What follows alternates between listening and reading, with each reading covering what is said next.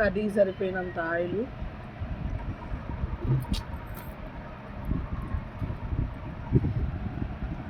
రుచికి సరిపోయినంత ఉప్పు, 1 స్పూను పసుపు, 2 స్పూన్లు కారం. ఎందుకంటే ఆల్రెడీ మిర్చి వేసాను, కొంచెం 3 వేసాను.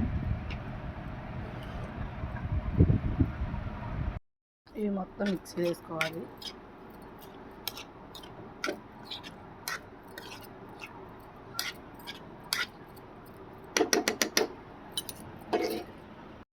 దీన్ని మేము మూత పెట్టేసామంటే హై స్పీడ్లో పెడితే చిన్న పొయ్యి మీద పెట్టండి, చక్కగా మొత్తం జ్యూసీగా అయింది కర్రీ. ఇలా 50 మినిట్స్ తర్వాత ఒకసారి చెక్ చేసుకోండి. ఇది నేను ఇంట్లో చేసిన పొడి మసాలా.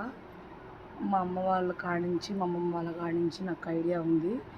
ఇది ఇది అల్లం వెల్లుల్లి పేస్ట్ లేకపోయినా దించేటప్పుడు కర్రీ రెడీ అయిపోయి దించేటప్పుడు 5 మినిట్స్ ముందు వేసి దించితే మంచి నాన్ వెజ్ ఫ్లేవర్ వస్తుంది. అది నాన్ వెజ్ అనే కాదు, మళ్ళీ కామెంట్ చేయకండి బ్యాడ్గా. వెజ్ నాన్ వెజ్ దేనికైనా యూస్ఫుల్ అవుతుంది.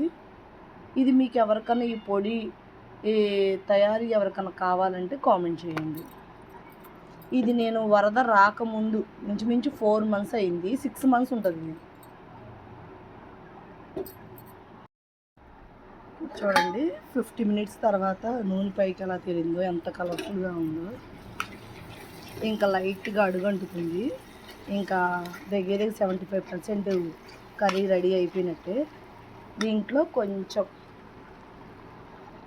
పొడి మసాలా 1 స్పూను వేసేసి 1 గ్లాస్ వాటర్, అంటే కొంచెం జ్యూసీగా ఉంటుందని కర్రీ. ఉప్మా ఎసరు ఎలా మరుగుతుందో అలా మరుగుతున్నప్పుడు పీసెస్ వేయాలి. ఎందుకు అంటే అలా వేస్తే పీసీగా కర్రీ ఉండదు, లేదు అంటే స్మాష్ అయిపోతాయి. అందుకోసం మరుగుతున్నప్పుడు చూపిస్తాను, చూడండి.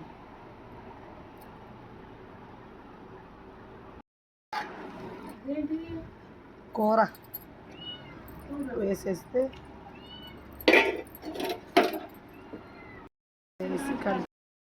వేసి కలిపి 10 నిమిషాలు అయిపోద్ది.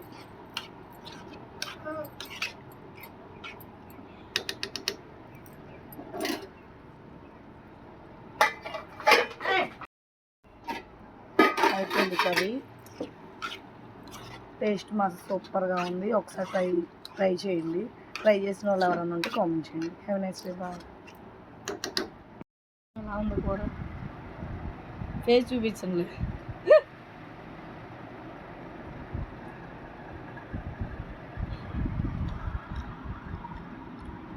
బాగుంది, నాన్ వెజ్ రావాలి.